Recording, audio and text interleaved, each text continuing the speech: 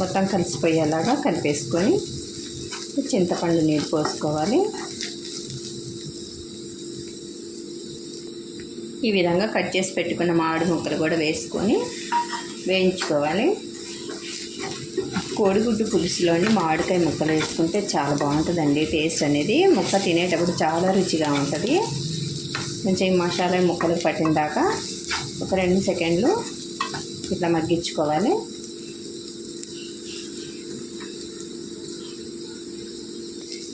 ఈ విధంగా ఉల్లిపాయ మొత్తం వేగిపోయి ఈ మామిడికాయకి మసాలా అంతా బాగా పట్టేసింది. ఇందులోనికి చింతపండు గుజ్జు పోసుకోవాలి.